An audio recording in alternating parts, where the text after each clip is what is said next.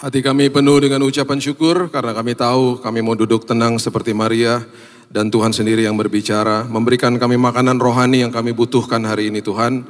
Dan kami percaya hari ini kami dipuaskan, kami dijawab, bahkan kami sadar bahwa setiap hari Tuhan gak pernah tinggalin kami. Terima kasih Bapa yang baik, berbicaralah dalam nama Yesus kami berdoa dan mengucap syukur, kita sama-sama katakan. Amin, amin, haleluya. Silakan duduk, shalom. Oke, kita belajar firman Tuhan. Hari ini saya berikan judul empat tempat ini yang ternyata dikunjungi sama Elia dan Elisa. Itu merupakan gambaran daripada kehidupan kerohanian kita bersama dengan Tuhan. Ada 4 tempat yang mereka kunjungi sebelum Elia dibawa ke sorga.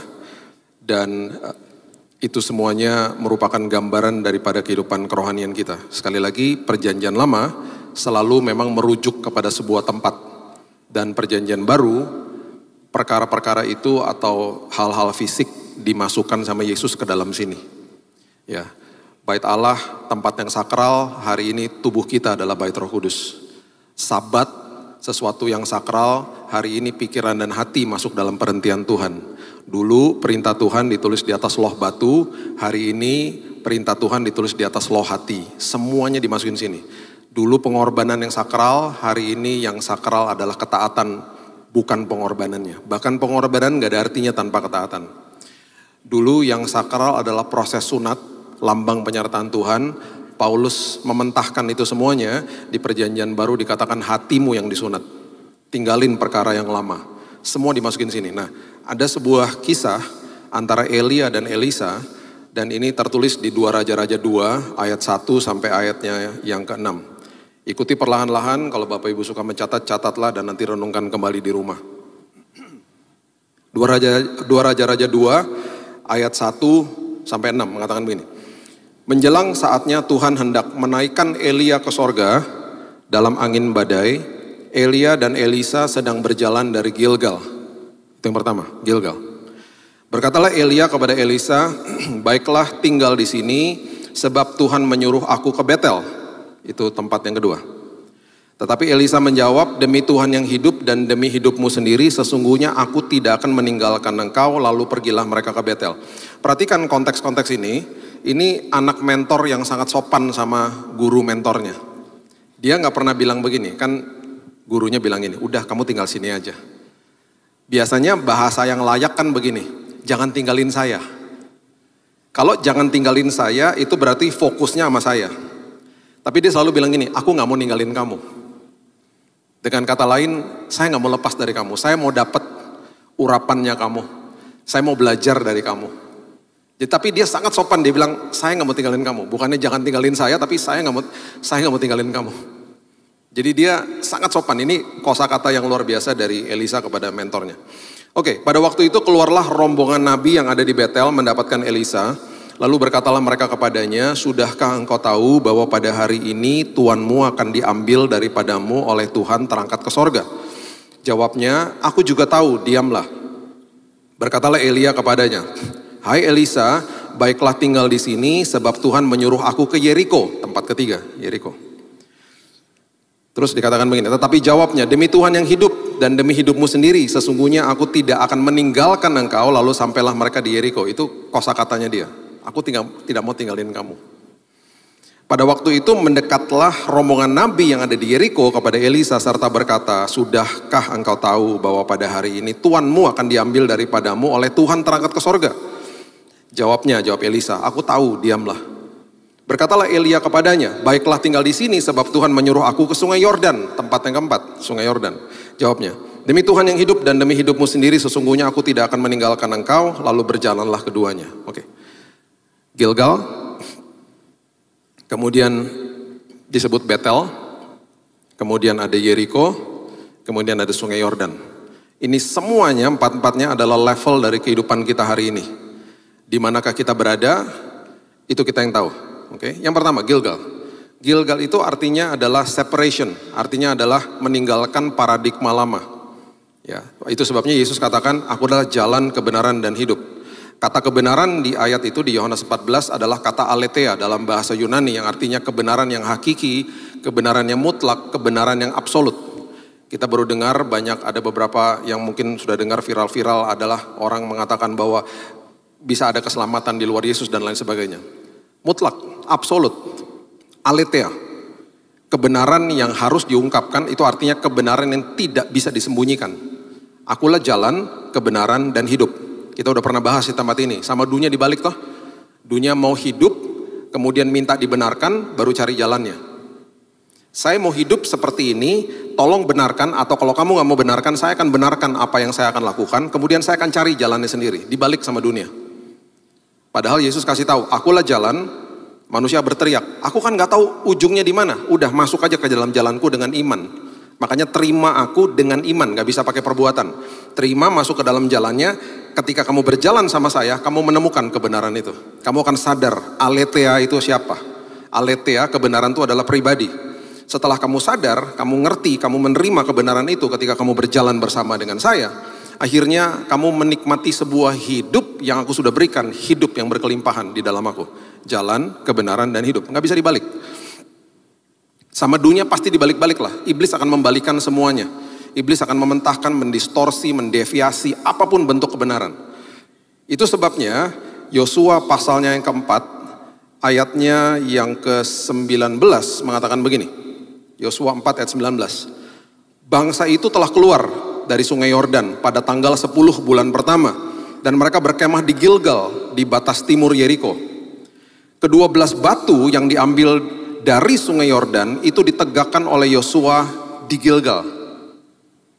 Dan berkatalah ia kepada orang Israel demikian, apabila di kemudian hari anak-anakmu bertanya kepada ayahnya apakah arti daripada batu-batu ini, maka haruslah kamu beritahukan kepada anak-anakmu, begini, Israel telah menyeberangi sungai Yordan ini di tanah yang kering. Sebab Tuhan Allahmu telah mengeringkan di depan kamu air sungai Yordan sampai kamu dapat menyeberang seperti yang dilakukan Tuhan Allahmu dengan laut Teberau. Yang telah dikeringkannya di depan kita sampai kita dapat menyeberang. Supaya semua bangsa di bumi tahu bahwa kuat tangan Tuhan dan supaya mereka takut kepada Tuhan Allahmu. Maksudnya gini, di Gilgal terjadi separation, terjadi sebuah pertolongan Tuhan, terjadi kehidupan lama ditinggalkan masuk ke dalam hidup yang baru. Kalau orang yang belum diselamatkan meninggalkan hidup yang lama, menerima Yesus sebagai juru selamat. Sebagai anak Tuhan setiap hari kita mengalami pembaharuan budi setiap hari. Separation daripada kehidupan yang lama, daripada paradigma-paradigma yang salah. Dan semua itu yang kita lakukan itu harus, dalam tanda kutip ya, ada monumen-monumen secara rohani yang diberitahu kepada orang, ini loh, saya tuh bertobat, saya tuh terima Yesus, saya tuh dulu punya paradigma salah, sekarang saya begini dan lain sebagainya, misalnya begitu. Dan itu adalah warisan yang paling indah, itu adalah ke-12 batu yang didirikan sama Yosua untuk mengingatkan generasi berikutnya. Itu sebabnya Bapak Ibu, warisan yang paling indah adalah warisan kebenaran firman kepada anak-anakmu, bukan harta, bukan uang. Itu warisan yang paling indah yang kau berikan kepada mereka. Beberapa minggu lalu anak saya Keaton, kami bukakan pintu di hari Minggu pagi. Saya waktu itu lagi pelayanan di Jakarta, saya pun belum mulai hari saya akan berangkat jam 7 pagi. Di pelayanan di sebuah gereja, saya udah bukain pintu dia jam 5 pagi. Karena ibadah pertama di gereja yang saya berjemaat itu jam 7. Dan dia ada pelayanan, dia main drum di sana. Waktu saya bukain pintu, dan kami berdoa pagi-pagi sebelum mulai hari itu. Saya bilang terima kasih Tuhan. Bahwa anak saya gak pernah saya paksa pelayanan, dia sendiri yang mau melayani Tuhan. Dia bangun pagi-pagi, dia bangun jam 4 pagi karena hari itu dia tugas. Dan itu sering terjadi. Kami yang bukain pintu duluan. Saya dalam hati gini, tumben-tumbennya. Biasanya saya yang berangkat duluan. Ini dia berangkat lebih pagi dari saya. Dan istri saya bilang begini sama saya waktu dia udah pergi. Kita berdoa, istri saya bilang gini, terima kasih Tuhan. Dia sudah terima warisan terindah. Kita gak pernah paksa. Makanya kehidupan menerima yang saya pernah jelaskan, kalau berkelimpahan di dalam sini gak ada yang suruh, akan memberikan yang terbaik. Sama seperti Zakheus, menerima kebaikan dari Tuhan, gak ada yang suruh dia mengembalikan 4 kali lipat kepada orang yang dia pernah peras. Makanya posisi vertikal adalah selalu menerima. Ya, kita udah belajar itu. Posisi menerima dari Tuhan, penuh di dalam sini, baru horizontalnya kita bisa memberi. Bahkan kita bisa memberi yang terbaik kembali kepada Tuhan, kalau udah penuh di sini. Itu momen-momen seperti begitu harus diwariskan. Itu namanya Gilgal kita, itu separation kita. Nah yang dahsyatnya lagi adalah Yosua pasal yang kelima mengatakan begini. Yosua pasal yang kelima ayat yang ke-7 sampai ayat yang ke-9. Kalau kita pelajari tentang bangsa Israel, itu yang generasi pertama Bapak Ibu, mereka gak boleh masuk ke dalam tanah perjanjian. Mereka itu akhirnya banyak juga yang mati di padang gurun, dan waktu mereka di padang gurun, banyak keturunan atau second layernya mereka lahirnya di padang gurun. Nah kita sudah tahu mereka punya tradisi, yaitu mereka harus atau sebuah ritual mereka harus disunat, karena itu lambang daripada penyertaan Tuhan. Ya, itu sebabnya Yosua pasal yang kelima ayat yang ke-7 mengatakan begini. Ini anak-anak generasinya mereka yang lahir di padang gurun yang akan masuk ke dalam tanah perjanjian, dan mereka yang boleh masuk ke dalam tanah perjanjian, orang tuanya nggak boleh. Sebelum mereka masuk ke dalam tanah perjanjian, perhatikan apa yang terjadi di Gilgal ini. Tetapi anak-anak mereka yang telah dijadikannya ganti mereka itulah yang disunat Yosua. Sebab mereka belum bersunat karena mereka tidak disunat dalam perjalanan padang gurunnya sama orang tua mereka. Setelah seluruh bangsa itu selesai disunat, maka tinggallah mereka di tempatnya masing-masing di perkemahan itu sampai mereka sembuh. Dan berfirmanlah Tuhan kepada Yosua, perhatikan ini, hari ini kuhapuskan celah Mesir daripadamu. Itulah sebabnya nama tempat itu disebut Gilgal sampai sekarang. Separation. Mereka disunat karena mereka juga punya pengaruh dari orang tuanya, paradigma Mesir yang diajarkan kepada mereka. Dan selama perjalanan di padang gurun, mereka itu selalu dimanja sama Tuhan dengan diberikan roti mana. Mereka gak bisa kelola sama tangan mereka adalah orang-orang yang tidak dewasa, mereka kerjaannya bersungut-sungut, mereka banyak yang juga kebingungan, mereka harus selalu dituntun, dan rupanya paradigma lama ini diwariskan kepada anak-anak mereka. Makanya ketika anak-anak itu mau masuk ke dalam tanah perjanjian, disunat, di Gilgal, separation, terjadi pemisahan sama paradigma lama, dan Tuhan katakan begini, hari ini celah Mesir kuhapuskan dari mereka. Mereka harus punya paradigma baru. Kenapa harus punya paradigma baru? Karena waktu masuk ke dalam tanah perjanjian, mereka harus kelola tanah itu. Tuhan mau kita naik level selalu kan. Makanya saya selalu katakan kita ini pengelola bukan pemilik.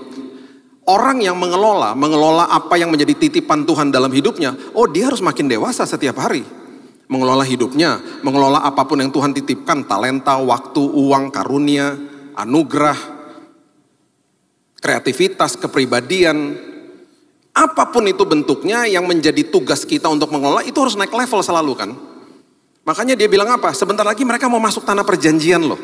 Kalau mereka paradigma mana, dikasih mana, terus mereka gak bisa kelola antar tanahnya.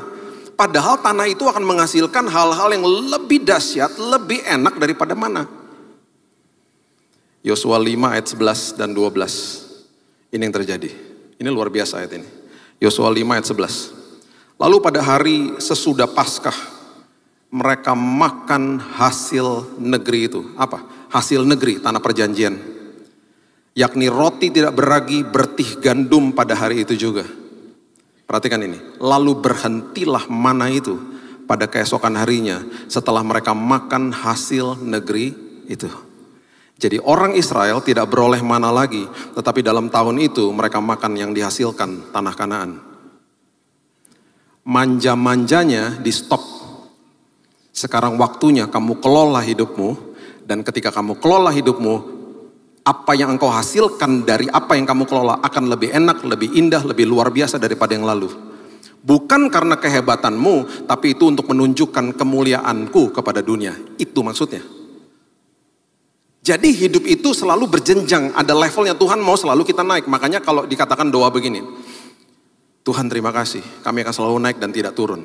Orang mikirnya apa? Dibawa naik aja, dimanja sama Tuhan. Enggak gitu, naik tuh enggak enak. Orang kalau nanjak pakai gigi satu, enggak enak. Enggak enak, dibawa naik. Itu responnya kita kepada Tuhan, mau dibawa naik. Enggak enak dibawa naik. Tapi ketika sudah sampai di atas, orang-orang yang tadinya turun, yang kita lihat mungkin kita iri hati, enak banget sih turun gitu ya. Kayaknya nggak ada tenaganya gitu, turun aja enak gitu ya. Sampai di bawah mereka kan berteriak sama kita yang ada di atas. Tolong aku, dan lain sebagainya. Itu artinya dibawa naik dan tidak turun sama Tuhan. Dan prosesnya memang gak enak. Terjadilah separation, terjadilah sebuah paradigma yang lama ditinggalkan masuk dalam paradigma baru. Itu sebabnya pembaharuan budi Bapak Ibu setiap hari belajarlah firman Tuhan. Komitmen saya udah katakan berkali-kali dari tahun 2020, saya tulis renungan harian. Oke, saya tulis renungan harian, udah hampir 2000-an kalau gak salah, udah 5 tahun nih. Tahun lalu ada yang ngomong gini, Pak, saya nggak suka baca tulisan, saya orientasinya denger atau buat video. Saya ngomong sama tim saya, ini kalau kita buat video tiap hari, nggak bisa stop loh. Harus diposting jam 5 pagi. Jadi udah komitmen, sekarang udah 80 video, komitmen setiap hari, sekali syuting bisa berapa episode. Untuk kasih sama jemaat, cuma 5 menit, paling tidak jemaat bangun pagi, jam 5 udah ada, bisa renungan harian, nonton, sambil kita berdoa sama-sama, bisa mulai harinya. Berapa tahun yang lalu istri saya bilang gini, bukukan renungan hariannya. Mudah-mudahan nanti bulan depan bukunya selesai. Sudah masuk dalam percetakan minggu depan. 365 renungan harian dibukukan satu buku. Saya akan komit lah, saya akan kasih ini buat jemaat. Supaya jemaat bertumbuh. Saya gak mau sekedar berkoar-koar di atas mimbar bilang ayo baca firman, ayo. Enggak, saya harus lakukan kasih contoh. Supaya meninggalkan warisan, meninggalkan firman. Bahkan meninggalkan firman setiap hari kalau perlu sama anak-anak kita. Di dalam mesbah keluarga. Itu penting. Supaya mereka gak keluar jalur. Makanya Petrus bilang begini, kamu gak akan tersesat. Kamu gak akan kehilangan pegangan kalau kamu bertumbuh di dalam kasih karunia Tuhan. Itu yang dia katakan. Itu kan indah. Kita bisa kasih harta dan jabatan dan apapun sama anak-anak kita. Mereka gak punya pertumbuhan di dalam kasih karunia Tuhan. Oh, jebol semuanya. Bisa bangkrut sebuah perusahaan. Bisa hancur hidupnya dia bahkan. Itu yang terjadi. Nah yang kedua, setelah Gilgal, Elia dan Elisa pergi ke sebuah tempat namanya Betel. Betel adalah selalu lambang daripada hadirat Tuhan. Setelah orang mengalami separation daripada ke kerajaan gelap, diadopsi masuk ke dalam kerajaan terang, terjadilah hadirat Tuhan masuk dalam hidupnya dia. Dulu Bapak Ibu, waktu manusia diciptakan, manusia gak perlu ibadah seperti begini. Manusia gak perlu doa puasa, karena manusia berkomunal langsung sama Tuhan. Di Eden, Eden artinya hadirat Tuhan.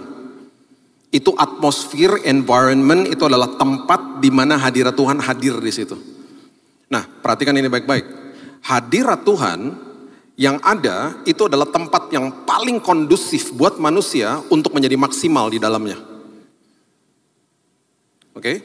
Nah, hadirat Tuhan selalu akan dinyatakan, perhatikan ini baik-baik.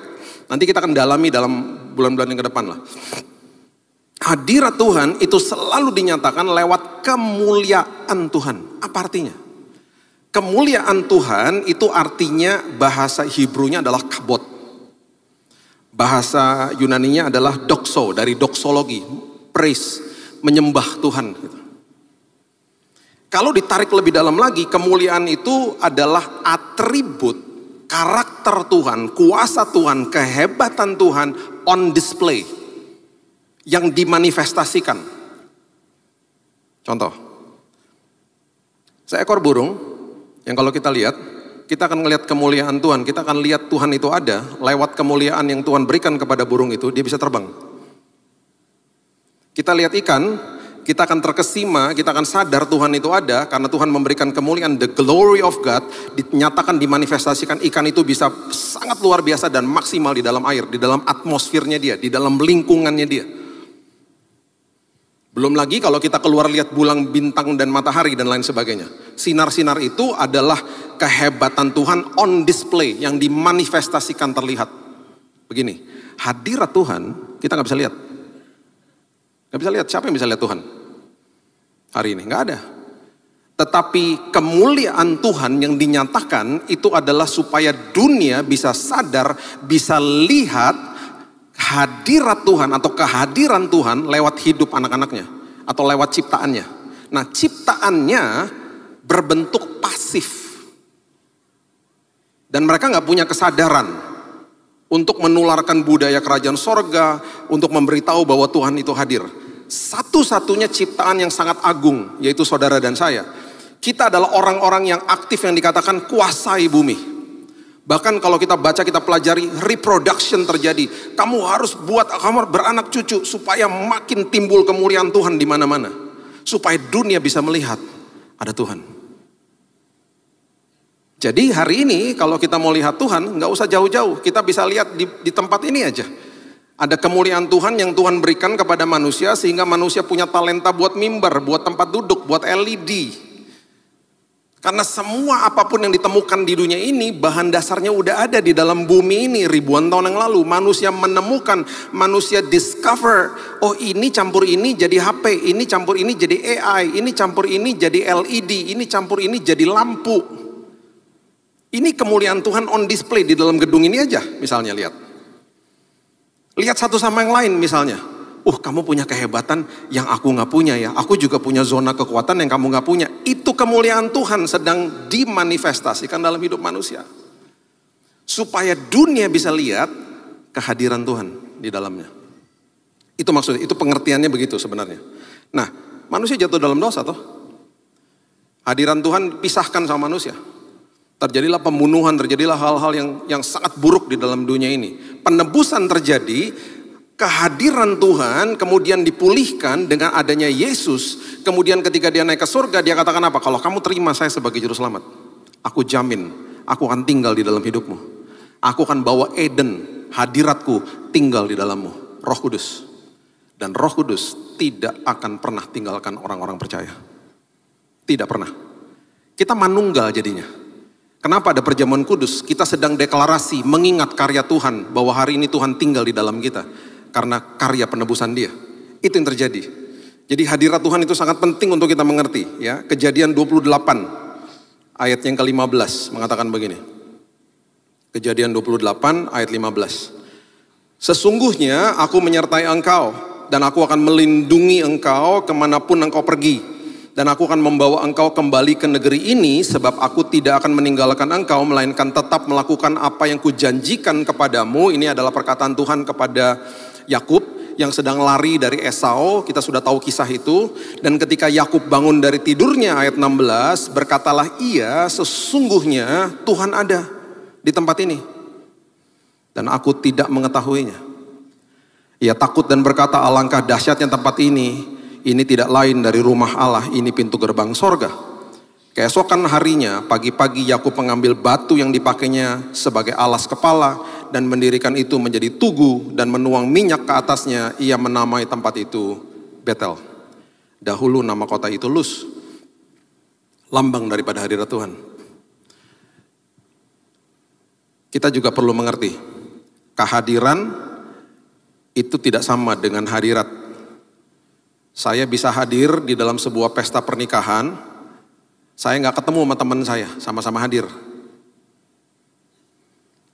Ngomongin pesta pernikahan saya jadi rasa bersalah karena kemarin sebelum saya pergi, saya kirimin poster undangan pernikahan sama istri saya. Sayang, aku kan nggak bisa datang, nanti malam kamu datang, itu kemarin ya, nanti malam kamu datang ya ke resepsi pernikahannya, salam dari saya. Tadi malam dia fotoin tempat resepsinya. Mana? Gak ada pesta pernikahan. Kamu salah kasih tahu. Itu bukan hari ini, itu besok. Jadi dia datang, dia lihat tukang-tukang lagi beresin, lagi mempersiapkan ruangannya. Terus saya baca lagi posternya. Oh ya ampun, ternyata hari ini nanti malam. Terus saya bilang gini, ya kan kamu gak baca. Ya kan aku gak baca, kan aku percaya sama kamu. Kamu kan kasih tahu nanti malam. Aku udah dandan cantik-cantik kesini sendirian lagi. Gak ada orang. Itu kemarin malam kejadiannya.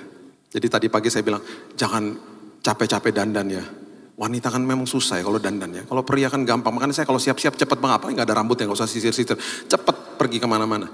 Iya, kamu tuh ribet banget. Aku kan kalau perempuan kan dandan dulu, salon dulu lah, segala macam lah. Betulin rambut dulu lah, kan repot dibilang gitu. Nah, yang terjadi adalah saya bisa ada nih di dalam sebuah pesta pernikahan. Hadir sama teman-teman saya misalnya, tapi saya gak ketemu sama mereka. Bisa sama-sama hadir, besoknya baru tahu misalnya. Loh, kamu hadir toh? Loh, aku juga. Di jam yang sama, ya kok gak ketemu ya? Rame misalnya. Saya hadir, tapi saya tidak rasakan hadirat. Karena hadirat itu face to face. Artinya, ketemu muka sama muka. Nah, ironisnya begini. Tuhan hadir toh di sini dan gak pernah tinggalin kita. Masih banyak orang yang menilai kehadiran Tuhan lewat tata ibadah. Seperti begini, tadi puji-pujiannya aku gak suka, aku gak rasa hadirat Tuhan. Tadi khotbahnya aku gak suka, gak ngerti itu ngomongin 4 kota apa sih. Udah gitu kepalanya mengkilat gitu tuh orang, aku gak ngerti deh firman Tuhannya, aku gak rasa hadirat Tuhan. Bisa aja orang ngomong begitu, ya salah siapa? Ya salah dialah. Hadirat Tuhan tidak bisa dinilai sama emosi. Sesekali emosi kita tersentuh, kita nangis, kita rasakan secara emosi. Hadirat Tuhan harus dinilai dengan iman. Karena Tuhan gak pernah tinggalin anak-anaknya. Nah yang dilakukan sama iblis adalah dia mau buat kita, dia mau putuskan semua kesadaran itu dengan memalingkan wajah kita kepada masalah sehingga kita bersungut-sungut. Kita komplain, kita mulai ngedumel gitu ya. Makanya firman Tuhan di Matius 6 ayat 31 dikatakan jangan khawatir dan berkata apakah yang akan kamu makan, minum dan pakai. Gak boleh berkata juga.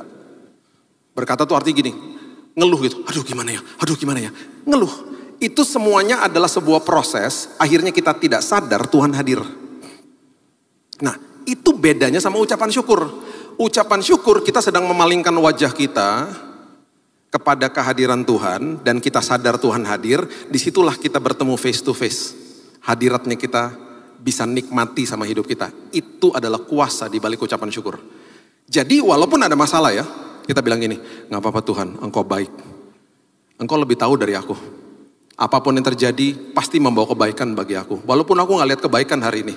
Tapi kan aku anakmu, aku kan ahli waris. Aku kan orang yang punya hak penuh atas semua janjimu Tuhan. Itu posisi hidup aku gak mau dibohongin sama iblis. Tuhan apapun yang terjadi hari ini, walaupun dengan tangisan Tuhan, aku mengucap syukur, Engkau baik, Kau dahsyat, Kau luar biasa. Oh kita sadar dia hadir. Makanya hati-hati sama kebohongan iblis. Makanya hati-hati dengan sebuah komplain atau bersungut-sungut. Makanya banyak orang Kristen, aku gak bisa rasa hadirat Tuhan, aku gak bisa rasa hadirat Tuhan. Ya begitu soalnya. Kan ironis, dia hadir tapi kita gak rasakan hadirat. Akhirnya kita tidak hidupnya maksimal karena kita gak tahu dia hadir. Apalagi kalau kita baru berbuat kesalahan. Kita dibohongin sama iblis. Oh Tuhan tinggalin kamu dan lain sebagainya. Oh gak pernah. Makanya kuk yang kupasang ringan. Ringan bukannya berarti artinya bahwa oh kita berarti nggak dikasih beban sama Tuhan dan lain sebagainya, nggak dikasih tanggung jawab, nggak gitu. Ringan tuh berarti kita mau kemanapun juga diikutin sama Tuhan. Kuk. Makanya kuk itu dipasang di atas lembu, itu kalau lembunya mau ke kanan, petaninya mau ke kiri, dipecut lembunya, ditarik ke kiri. Tuhan nggak pernah paksa kita. Kuk yang kupasang ringan, dia gandeng kita begini, terus dia bilang begini, nak jangan ke kanan nak, itu jalan yang salah. Terus kita ngeyel gitu loh. Enggak, saya nggak mau. Dia kan kebebasan memilih dan Tuhan nggak pernah paksa. Perjalanan ke Emmaus, udah sampai di rumahnya dia berbuat seolah-olah ingin meneruskan perjalanan. Dia nggak pernah paksa. Puji Tuhan diundang masuk ke dalam rumahnya. Mata mereka dicelikan, mereka lihat Tuhan. Kuk yang kupasang ringan, dipegangin pundak kita. Terus kita jalan yang salah toh, kita ke sana. Terus dia bilang gini, kamu dikasih tahu loh, kamu jalan ke sana. Oh yaudah sana pergi sendirian. Dia nggak pernah gitu. Kita jalan yang salah didampingin sama dia karena tidak ada siapapun dan apapun yang sanggup memisahkan kasihnya kepada kita. Anak saya Raina waktu masih kecil, waduh itu udah ada film kartun dulu namanya Speedy Gonzales. Kalau lari cepetnya minta ampun. Berkali-kali dia lari depannya jalanan. Kan saya udah bilang itu bahaya kalau ke sana. Terus dia lari, terus saya bilang gini, terserah sana Gi, biar celaka kamu. Nggak mungkin. Saya kejar dia dengan segenap kekuatan saya. Apalagi Tuhan. Kita jalan-jalan, dia gak pernah tinggalin kuk yang dipasang, didampingin sama dia. Nah jangan nak, Roh Kudus terus ingatkan kita. Terus jatuh kan. Waktu jatuh, terus dia tuduh kita. Dia kata-katain karakter kita, gak pernah juga. Dia akan conviction namanya. Nak yang kamu buat tuh salah loh nak. Itu berbahaya bagi dirimu nak. Jangan ya nak. Kalimat yang lainnya lagi yang iblis katakan, bodoh kamu, gak layak kamu. Dia akan serang karakter kita. Itu tuduhan. Makanya di Alkitab dikatakan there is no condemnation, Roma 8 ayat 1. Tidak ada tuduhan, penghakiman, penghukuman bagi orang-orang percaya. Nah ketika kita tahu bahwa dia mengasihi kita. Kita tahu bahwa dia mendampingi kita dalam keadaan yang suka dan duka, keadaan yang sulit dan lain sebagainya. Kita menerima kebaikan dia. Harusnya kan kita makin sadar toh, aku gak mau lagi jalan ke sana. Begitu baiknya dia selalu dampingin hidupku, aku gak mau melukai hatinya dia. Kan gitu akhirnya. Makanya kasih karunia memerdekakan, itu hadirat. Gak pernah ditinggalin, itu gambarannya kayak begitu. Makanya waktu dia bilang kuk yang kupasang ringan itu, dia lagi ngomong sama orang-orang Farisi, kamu jangan kasih aturan-aturan sama mereka. Jangan jadi ngajarin orang jadi agamawi. Nih ya, saya mau kasih tahu betapa besar kasihku, kuk yang kupasang ringan, itu artinya.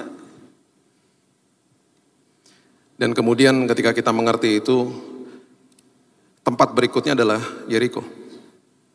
Yeriko itu adalah gambaran daripada perjalanan iman. Setelah Tuhan hadir dalam hidup kita, perjalanan iman dimulai. Perjalanan iman itu selalu di dalam perjalanan iman, kemuliaan Tuhan dinyatakan untuk menunjukkan dia hadir kepada dunia. Jadi korelasinya luar biasa, hadirat dan kemuliaan. Hadirat dan kemuliaan. Kemuliaan dinyatakan di mana? Seringkali bukan sekedar karena talenta kita saja. Memang betul kita punya zona-zona kekuatan. Memberkati orang lewat zona-zona kekuatan. Lewat talenta, lewat kepribadian kita, lewat karunia, kreativitas misalnya, betul. Tetapi yang paling dahsyat adalah ketika anak-anak Tuhan melewati badai. Kemuliaan Tuhan dinyatakan di situ. Karakternya Tuhan dinyatakan, itu artinya. Karakter Tuhan, atributnya Tuhan dinyatakan di anak-anak orang percaya. Kita semua anak-anak Tuhan. Dan itu ketika dinyatakan dunia bisa lihat Tuhan ada. Jadi kemuliaan itu untuk menyatakan hadirat. Kemuliaan itu untuk menyatakan kepada dunia Tuhan ada, Tuhan hadir. Itu maksudnya. Yosua 5 ayat 13 sampai 15. Yosua 5 ayat 13 sampai 15. Ketika Yosua dekat Yeriko, ia melayangkan pandangnya. Dilihatnya seorang laki-laki berdiri di depannya dengan pedang terhunus di tangannya. Yosua mendekatinya dan bertanya kepadanya, kawankah engkau atau lawan? Ini malaikat Tuhan. Jawabnya, bukan. Bukan, neither. Bukan kawan, bukan lawan maksudnya. Akulah panglima bala tentara Tuhan. Sekarang aku datang. Lalu sujudlah Yosua dengan mukanya ke tanah menyembah dan berkata kepadanya, apakah yang akan dikatakan Tuanku kepada hambanya ini? Panglima bala tentara Tuhan itu berkata kepada Yosua, tanggalkan kasutmu dari kakimu, sebab tempat engkau berdiri itu tempat kudus. Dan Yosua berbuat demikian. Saya mau beritahu ini kepada kita. Yeriko itu lambang daripada sebuah fortified city, sebuah tembok yang sangat besar. Lambang daripada sebuah kesulitan hidup yang kita hadapi. Bayangkan, di tempat itu dikatakan itu tempat kudus karena Tuhan hadir di dalam padang gurun kita. Tuhan hadir di dalam lembah kekelaman kita. Dan yang sangat dahsyat, malaikat ini bilang begini, kamu kawan atau lawan? Bukan. Saya bukan kawan, saya bukan lawan. Udah pasti bukan lawan. Dia gak katakan kawan karena dia gak ngomong, dia maksudnya gini, saya ditugaskan sama kerajaan sorga. Saya milik kerajaan sorga. Kalau saya katakan saya kawan kamu, berarti kamu akan bertempur dengan saya membantu kamu. Kamu gak bertempur. Yang bertempur saya. Saya yang disuruh. Itu maksudnya. Neither. Bukan kawan, bukan lawan. Saya ditugaskan. Dengan kata lain, Tuhan yang berperang bagi anak-anaknya. Itu selalu begitu. Apapun masalah kita selalu katakan, terima kasih Tuhan, aku serahkan semua kekhawatiranku kepadamu. 1 Petrus 5 ayat 7. Kemudian ayat 8, lawanmu si iblis itu berjalan keliling seperti singa mengaum-ngaum mencari mangsa yang dapat ditelan. Kalau saya bisa tambahkan dengan kebohongannya dia, kita adalah orang-orang yang tidak dapat ditelan. Karena udah serahkan kekhawatiran kita kepada Tuhan, dan kita sadar bahwa Tuhan yang berperang bagi saya. Itu maksudnya. Itu Yeriko-nya kita. Di situ kemuliaan Tuhan dinyatakan. Nah, banyak orang yang dikelabui sama iblis. Kemarin minggu lalu saya di kota Tanjung Pandan, kota kabupaten di Pulau Belitung. Ada pelayanan di beberapa gereja di desa-desa di situ. Dan ada seminar di sebuah sekolah Kristen bicara sama guru-gurunya. By the way, Bapak Ibu kalau belum pernah ke Belitung, saya ngeliat kemuliaan Tuhan di situ. Itu pulau indah banget dan murah. Maksudnya cari tahulah, liburanlah ke situ. Murah, sepi, enak, dan banyak babi. Banyak orang Kristen, babinya 3 layer, 2 layer, macam-macam lah pokoknya. Babinya tuh enak-enak, beda sama Pulau Jawa babinya. Nah, Dan uniknya ada satu desa gitu ya, gereja, kemudian ada rumah-rumah di betul-betul desa gitu. Ketika udah mulai ibadah, semua orang keluar dari rumah itu dan hampir semuanya 95% orang Chinese semuanya di situ. Jadi pemandangannya beda dan mereka sangat haus sama firman Tuhan. Di seminar guru, ada seorang guru TK ngomong gini sama saya. By the way, saya udah minta izin sama dia ya, untuk kasih kesaksiannya. Dia bilang gini, Pak Billy, di tahun 2008 Pak, saya mengalami tragedi dalam hidup saya. Anak saya yang umurnya 3 tahun kena kanker dipanggil pulang Tuhan. Dengan nangis dia ngomong gini, Pak Billy kan disembuhkan sama Tuhan. Pak Billy punya kesaksian. Saya gak punya kesaksian Pak. Apa kesaksian saya? Anak saya dipanggil pulang Pak. Terus dia ngomong terus. Dia bilang gini, waktu anak saya dipanggil pulang Pak, saya ini orang yang tadinya gak suka sama anak-anak Pak. Anak-anak orang kalau lihat saya itu suka takut Pak lihat saya. Tapi ketika anak saya dipanggil pulang Pak, saya tiba-tiba kok lihat anak-anak penuh dengan belas kasihan ya Pak. Dari tahun itu Pak sampai sekarang dari tahun 2008 saya jadi guru TK Pak di sini Pak. Tapi apalah kesaksian hidup saya Pak? Saya gak bisa temukan jawabannya Pak. Dia bilang gitu. Dia nangis. Waktu saya dapat kesempatan berbicara saya bilang gini, Bu, Ibu gak sadar ya? Dari tadi yang Ibu ngomong sama saya, itu semuanya kesaksian hidupnya Ibu.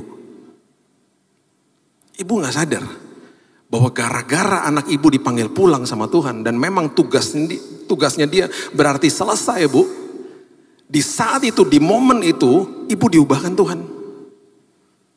Ibu jadi mau jadi guru, bahkan jadi guru TK. Dan udah ratusan bahkan mungkin ribuan anak-anak yang diberkati lewat pelayanannya Ibu. Ini kan sekolah Kristen Bu. Ibu bagikan firman Tuhan, nilai kebenaran. Dia bengong ngeliatin saya. Bu, Ibu harusnya terima kasih Bu sama Tuhan. Ibu terima kasih sama anaknya Ibu yang ditempatkan sama Tuhan hanya 3 tahun. Memang berarti tugasnya dia hanya 3 tahun di muka bumi ini.